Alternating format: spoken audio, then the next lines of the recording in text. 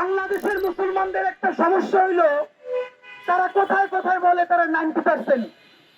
ভাই, এই 90% থেকে বের হয়ে আসেন। আপনি যতদিন না পর্যন্ত বুঝবেন এই 90% বলার মধ্য দিয়েই আপনার চাইতে রয়েছে, ততদিন আপনি এখানে কিছুই করতে পারবেন না।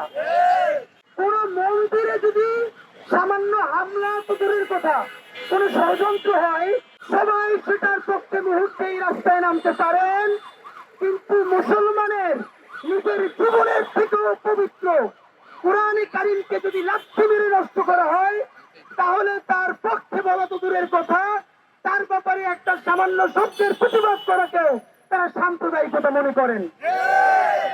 অন্য সমস্ত ধর্মগ্রন্থগুলো হইল লিটারেচার, গ্রেট আর্ট। এটা বিশ্ব সাহিত্য কেন্দ্র থেকে শুরু করে সকল বড় বড় যেই আমাদের লাইব্রেরি গুলো আছে সেখানে থাকতে পারবে, কারণ এখানে অন্য ধর্মের স্ক্রিপ্ট গুলো শুধু ধর্মগ্রন্থ না, এগুলো গ্রেট আর্ট, গ্রেট লিটারেচার। কিন্তু কোরআন শরীফ এটা হইল শুধু একটা ধর্মগ্রন্থ, এইটা কোনোভাবে গ্রেট আর্টও না, লিটারেচারও না, এটাকে বইয়ের তাকেও রাখা যাবে না, এবং এটা নিয়ে কথা বললেও বুদ্ধিজীবীতে থাকবে না।